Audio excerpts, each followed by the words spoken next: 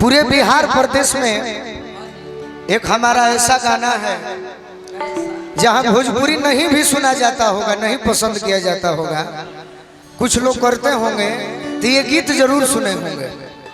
खास करके हमारे माई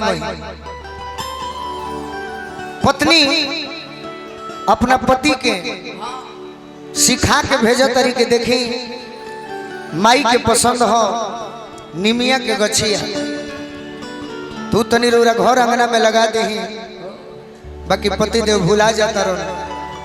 तो पत्नी को हतारी अमवा लगवला पिया हो,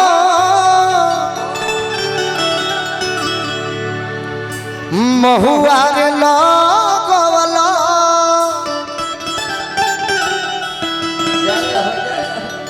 काहे ना लगवला पिया हो,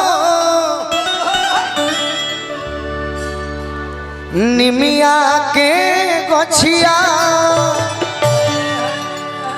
कहतरी कि अमवा लगवला पिया हो, महुआ रे लगवला,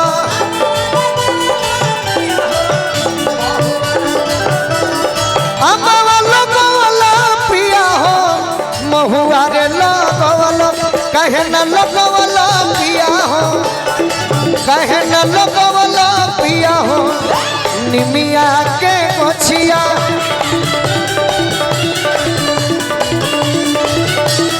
कहे न लगवला पिया हो, निमिया के गछिया।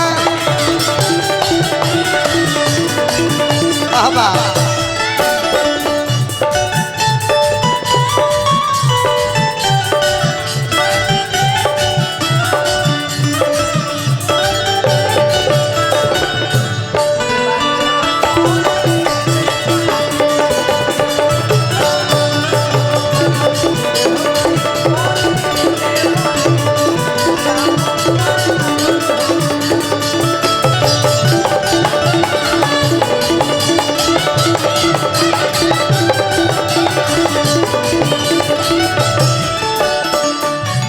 निमिये हो घरवा माई के, निमिये दुआरवा हो,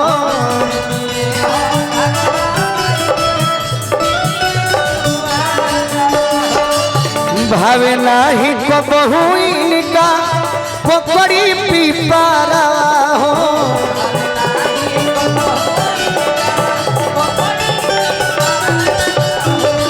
भावे नाही को बहु इनका पोखरी पीपारा हो।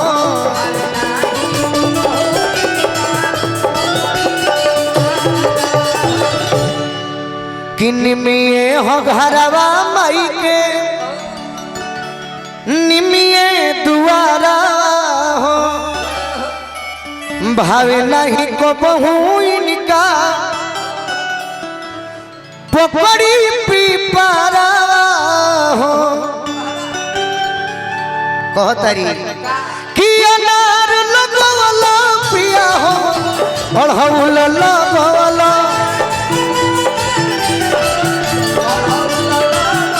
तो कहे न लगवला पिया हो, कहे न लगवला पिया हो, निमिया के गछिया।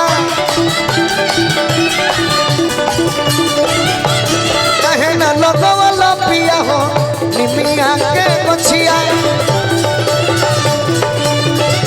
कहे न लगवला पिया हो, निमिया के गछिया। कहे न लगवला।